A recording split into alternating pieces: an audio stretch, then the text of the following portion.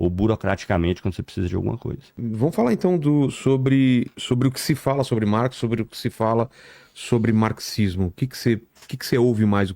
Quais são Uhum. as mentiras ou as confusões que o pessoal faz hoje em dia? Certo.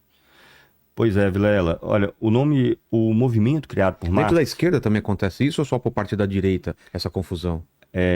isso é bastante generalizado. É, Os usos são diferentes, tá. né?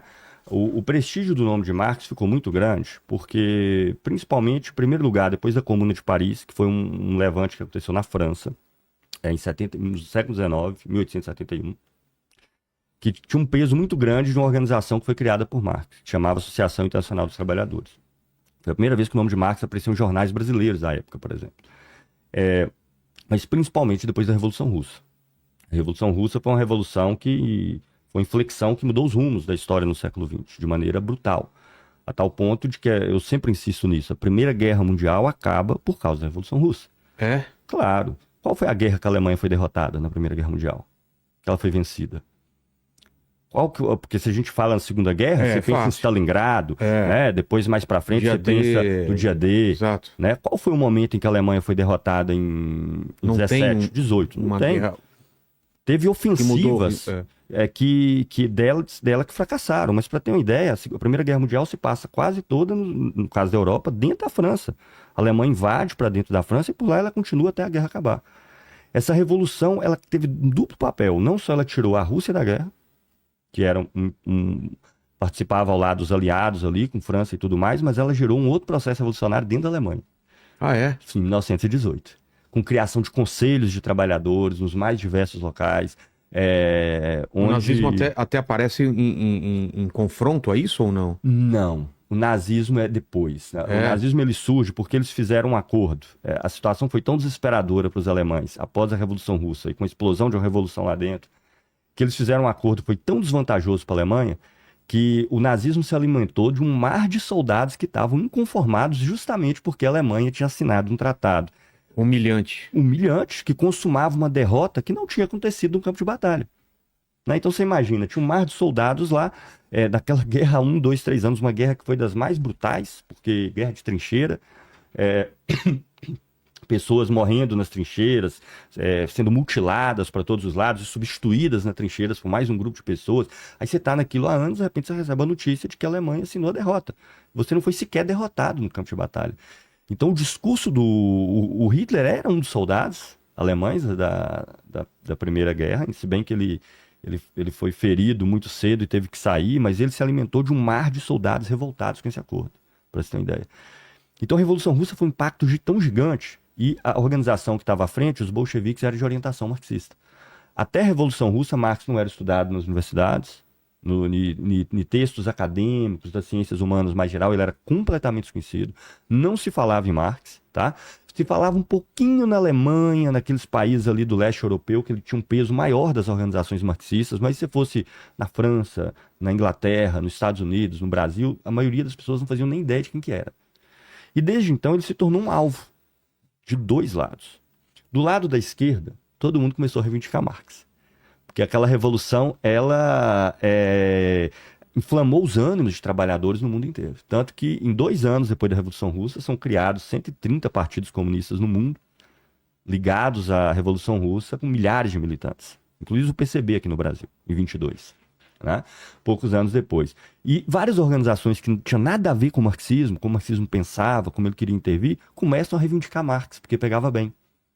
Porque dentro dos grupos de trabalhadores e tudo mais, dou um exemplo para vocês. Inglaterra. A maior organização de esquerda da Inglaterra era chamada Sociedade Fabiana. Ela perdeu espaço para o Partido Trabalhista durante os anos 20, os anos 30, e eles pensavam quase a mesma coisa. Não tinha Ah, é? praticamente diferença nenhuma. A diferença é que o Partido Trabalhista, embora não fosse marxista, elogiava a Revolução Russa de 17. Falava, não, é legal. Na Rússia é diferente daqui, mas é legal e tudo. E a Sociedade Fabiana atacava a Revolução Russa de 17. Isso levou os trabalhistas a crescer e a Sociedade Fabiana a desaparecer. Então a esquerda tem muitas organizações que utilizam o nome de Marx instrumentalmente, mas não acreditam na sua concepção, nem na sua avaliação do capitalismo, querem administrar o capitalismo. São organizações que querem, por dentro da institucionalidade desse Estado, administrar o capitalismo, que são amplamente majoritários no que nós chamamos de esquerda. E do outro lado, no que a gente chama de direita, principalmente pela Guerra Fria entre União Soviética e Estados Unidos, começaram a fazer o contrário, né? Marx se tornou como se fosse a imagem do demônio. Então se criou mentiras, as invenções as mais absurdas para que as pessoas tivessem ojeriza daquele nome, para os movimentos que estavam ligados àquele nome. Uma série de atrocidades e falsificações que eram muito fortes nos Estados Unidos nos anos 70, a partir dos anos 70, e que na época das redes sociais ganhou força no Brasil, principalmente com o Olavo, que foi um precursor na disseminação de várias dessas coisas de um certo grupo de direita que surgiu nos Estados Unidos nos anos 70.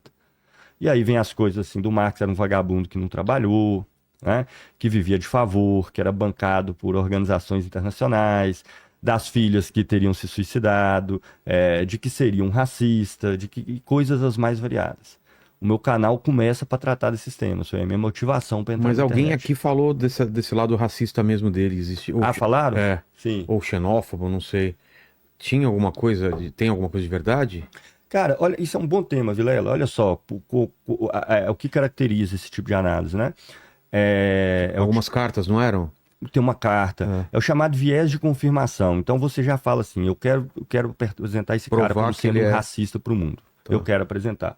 Marx tem uma documentação sobre a vida dele enorme, porque a organização que ele criou na Alemanha, a social-democracia alemã, cresceu muito nas décadas seguintes e eles preservaram todo o material dele, todas as cartas que eles enviavam. E cartas na época, gente, é como se você tivesse preservado todas as suas mensagens de WhatsApp. Sim. Né? Porque a carta já é uma coisa que está ficando antiga. Total.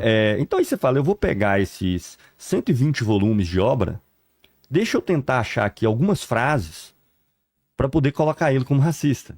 Você tá entendendo? E de fato acharam uma cartinha onde ele tá xingando um cara que ele estava em polêmica na época, que era Proudhon, e ele utiliza o termo nigger, que era um termo que tem realmente uma conotação racista, e que foi utilizado por ele em uma carta. Você tá entendendo? Agora veja, ok, eu não achei legal que ele usou esse termo, eu não acho que ele deve ser elogiado por usar esse termo, mas ó, o senso das proporções, você tá entendendo? Você pega todo o material escrito por um cara numa vida, achou uma frase em uma carta onde ele usa uma expressão, então pronto, ele já está taxado, morto, enterrado agora enquanto racista. É o tipo de análise feita com viés de confirmação, mas eles não vão dizer que, por exemplo, Marx esteve na porta de frente na luta contra a escravidão nos Estados Unidos durante a Guerra Civil nos Estados Unidos. Ele era um jornalista, ele trabalhou como jornalista a vida toda. E nos anos 60, durante a guerra do século XIX, que é a Guerra Civil dos Estados Unidos, que era norte contra sul, e o sul defendia a manutenção da escravidão, dentre várias outras coisas, tá? A Guerra Civil dos Estados Unidos envolveram várias questões, mas o centro para Marx ali era a questão da escravidão no sul. Ele contribuía com jornais de grande repercussão nos Estados Unidos. Ele era colunista do New York Daily Tribune, que era o segundo maior jornal dos Estados Unidos na época, com tiragem de 300 mil cópias diárias. Escreveu dezenas e dezenas e dezenas de artigos na imprensa americana em favor do norte e denunciando exatamente a escravidão, qual defendia o sul, o que levou ele inclusive a perder o emprego, o New York Daily Tribune, que o jornal também com a guerra foi com problemas financeiros. Ele achou outros meios de comunicação para poder levar a cabo essas disputas, assim como denunciou os absurdos que os ingleses faziam contra os indianos, que a Índia era colonizada na época por uma empresa privada inglesa, né? Companhia das Índias Orientais, dentre uma série de coisas. A vida dele teve inteira voltada para denúncia, para explicar o que estava acontecendo e todos esses processos de opressão racial que se tinha na Europa e no mundo.